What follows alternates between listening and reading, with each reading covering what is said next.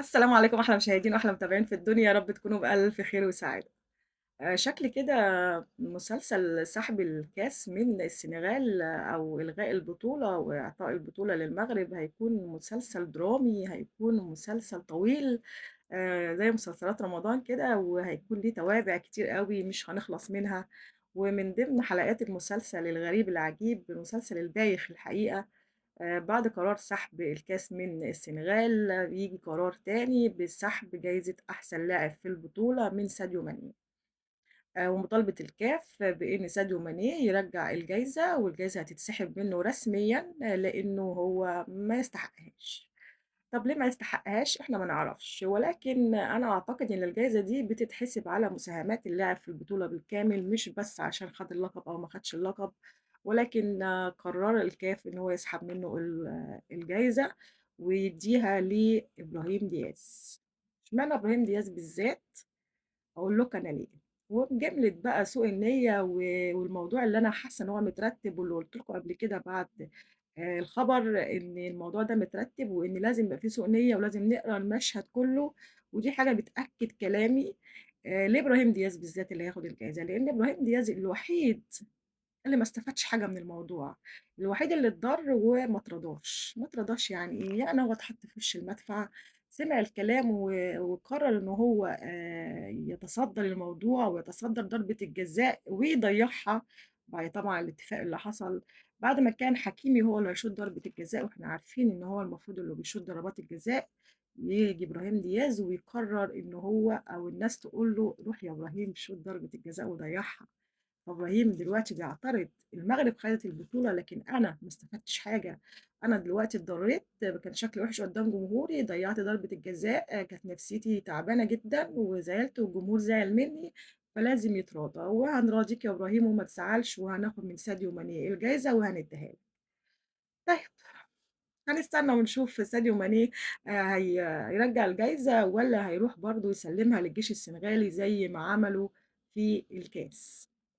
ومن ضمن العبثيات ومن ضمن نفس المسلسل صحيفة نيجيرية كبيرة جدًا رياضية كتبت إن غينيا بتطالب بسحب الكاس من المغرب على نفس المبدأ اللي اتسحب بيه الكاس من السنغال في عام 1976 لإن نفس الموقف اللي عملته السنغال عملته المغرب. إزاي؟ انسحبوا اللعيبة من الملعب علشان اعتراضهم على قرارات تحكيمية، وبعد كده رجعوا وكمّلوا المباراة وفازوا بالبطولة. فغينيا كمان بتطالب على نفس المبدأ وعلى نفس القرار إن البطولة تبقى بتاعتهم مش بتاعة المغرب. شُفتوا بقى القرارات الغلط بتجيب وراها أخطاء كتير، كتير، كتير، كتير، ومش هنعرف شكلنا نلِم الموضوع. يعني القرار الغلط بيترتب عليه أكتر من قرار تاني غلط على نفس المبدأ. هل الغينيا هتقدّم فعلًا شكوى في الCAF علشان تسحب البطولة من المغرب، والّا الموضوع هيعدّي كده خبر وخلاص؟ وهل لو غينيا فعلًا قدّمت، هل هيوافق المجلس إن هو يعطيهم البطولة؟ يعني تبقى واحدة تيجي وواحدة تروح والاتنين يبقوا على ورق، والّا إيه اللي هيحصل؟ ممكن برضه ساعتها يحلّوها ويجيبوا لهم إن اللوايح القديمة غير اللوايح الجديدة، والقوانين القديمة غير القوانين الجديدة، والورق ورقنا والدفاتر دفاترنا، وإحنا نقدر نحل المشكلة في الورق. طيب خلّينا نتكلّم بقى عن مباراة الأهلي والمباراة المرتقبة المهمة جدًا بالنسبة لجمهور الأهلي وبالنسبة كمان للاعيبة الأهلي. قُلت لكم في الفيديو بتاع الصبح إن دي مباراة لعيبة، مش مباراة مدرب. خلّينا نعتبر إن إحنا ما عندناش مدرب، خلّينا نكلّم لاعيبتنا ونقول لهم اللي إحنا عايزينه. عايزة أوصّل لهم بس رسالة صغيّرة، أنا أعتقد إن هي مش هتوصل لهم، بس أدينا بنعمل اللي علينا. اللعيب الكبير مش بس بالمبلغ الكبير اللي مكتوب في عقده، اللعيب الكبير بقد إيه هو كبير في الملعب، قد إيه كبير في قراراته، قد إيه كبير في مواقفه، في مساهماته مع فرقته.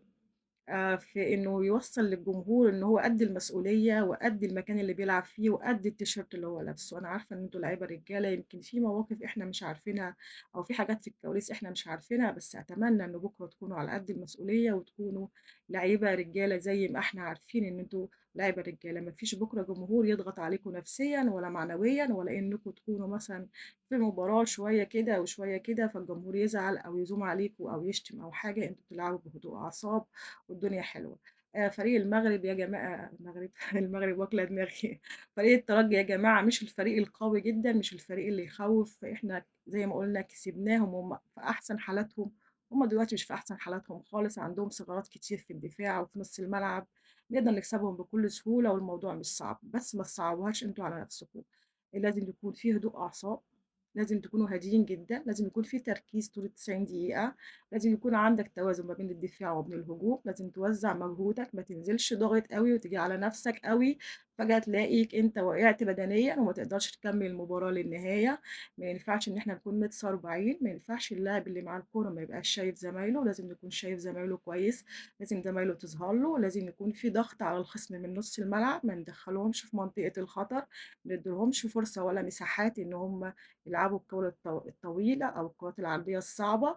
لازم يكون في خطوط الملعب كلّها قريّبة من بعضيها، الجون الأول هيفرق أوي، أوي، أوي معانا، لازم ييجي بدري ما ينفعش يتأخّر، ولازم ييجي طبعًا وإحنا مركّزين على الدفاع أوي، بُص الموضوع لو عملناه بطريقة صح هيمشي صح للآخر، يعني إيه صح؟ يعني الكورة تبقى في رجلينا أكتر وقت ممكن علشان الوقت في صالحنا مش في صالحهم. أنت لو جِبت الجون الأول أمِّنت نَفْسك هيبقى الموضوع فيه هدوء، إحنا عارفين طبعًا الترجي وكل الأندية واللعيبة بتوع شمال أفريقيا طريقة لعبهم إيه، بالذات لمّا بيكونوا موقفهم مرتاحين في المباراة، بيضيّعوا وقت، بيقعوا، بيمثّلوا والحاجات دي إحنا عارفينها ومتعوّدين عليها، بلاش الالتحامات القوية، الكورة تكون سريعة من رجل لرجل، ما يكونش في miss pass، نُص الملعب عليه دور كبير جدًا والدفاع عليه دور كبير أوي برضه. الهجوم لازم يكون منظّم، لازم يكون منظّم، ما ينفعش بقى نقعد نحضّر ونشيل ونعمل أيوه، لازم في برضه وقت بيكون فيه تحضير، بس التحضير يكون سريع، الكورة أسرع من اللاعب، الكورة تبقى شايف زميلك فين وتدّي له الكورة، شوف زميلك اللي موقفه أحسن، مش بس اللي هو هيجيب الجون، يا جماعة التركيز مهم جدًا، التركيز مهم جدًا والموضوع سهل ما تصعبوش على نفسكم، مستنيين 11 راجل بكرة، مستنيين الموضوع يخلص بسرعة، مش عايزين نطوّل لحد آخر لحظات ونقعد حاطين إيدينا على قلبنا، آآ عارفين إن أنتم معاكم مدرب أصلًا ما بيشوفش الملعب بيحصل فيه إيه، والله العظيم ما بيبقاش شايف، حتى لو أنتم بتلعبوا غلط بطريقة غير اللي هو قايل عليها، هو أصلًا مش مركّز معاكم ومش عارف أنتم بتعملوا إيه جوّه الملعب، أعتقد إن هو بيبقى عامل زينا كده ويمكن أقل مننا كمان، فأنتم لو شايفين إن الخطة يعني شوية صعبة عليكم حاولوا أنتم تسهّلوها على نفسيكم